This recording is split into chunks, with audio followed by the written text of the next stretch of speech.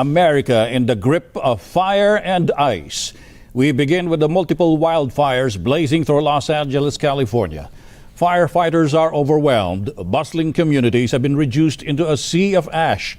At least 5 people have died. Tens of thousands, including Hollywood celebrities, have been forced to abandon their homes. DJ Manotok has tonight's top story. Multiple wildfires continue to rage across Los Angeles County on its second day, resulting in at least 5 fatalities and widespread destruction. Thousands of residents have been forced to evacuate their homes as powerful Santa Ana winds drive the flames. The largest and most destructive blaze is the Palisades Fire, which has already consumed nearly 16,000 acres. Mandatory evacuations are in place for over 100,000 residents. Countless homes, including those of several prominent figures, have been destroyed. Strong winds initially made it difficult and impossible for firefighting aircraft to operate on the first day, and water supply issues were slowing down containment efforts. Meanwhile, in the Altadena area, the Eaton fires burned over 10,600 acres with 0% containment. Evacuation orders are in effect for Altadena, Kinaloa Mesa, and La Cañada Flint Ridge. Tragically, at least 2 lives have been lost and several others have been injured.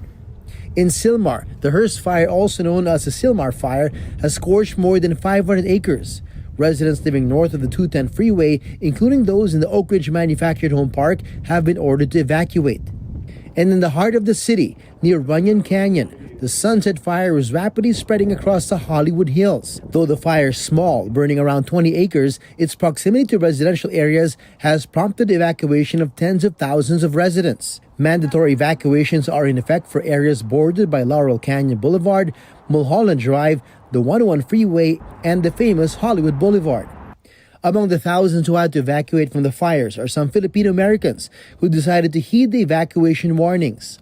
Filmmaker Michelle Josue, who had to leave her home in Glen Oaks Canyon in Glendale that was threatened by the Eaton fire. It was quite smoky. There was a lot of ash in the air. You know, the air quality is really poor. Josue shared that this is not her first time to evacuate, but was better prepared this time. I took family photos, my passport, personal documents and clothing. And then my partners hosed down our house and, our roof and around our property just to be, cautious. And I've been in LA for quite some time. And I have to say, I've never experienced the Santa Ana winds this crazy. Talent agent Walter Tabayoyong did not even wait for an evacuation order and heeded the initial warning. Just decided to go because it was already, we could see the traffic and everything was getting crazy. And we did see the fire from like about a block from where I lived when we were leaving.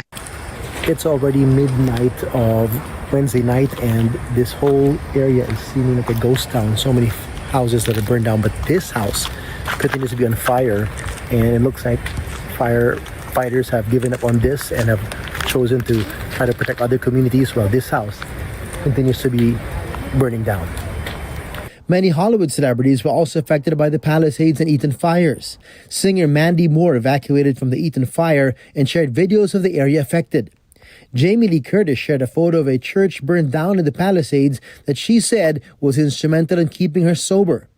Paris Hilton was also heartbroken as she watches her home on live TV burning to the ground. U.S. President Joe Biden vows to extend all the necessary government assistance. We're prepared for anything and everything and walk the takes to contain these fires and help reconstruct. Make sure we get back to normal. It's going to be a hell of a long way. It's going to take time. Biden's assurance is followed by finger-pointing from U.S. President-elect Donald Trump.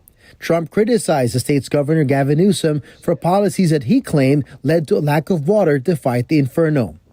This is a true tragedy, and it's a mistake of the governor, and you could say the administration. They don't have any water. They didn't have water in the fire hydrants. So what's happened is a tragedy, and the governor has not done a good job. Initial damage and economic loss is estimated at more than $50 billion. That figure, though, is expected to get higher as the fires consume some of the most expensive land and properties in the U.S.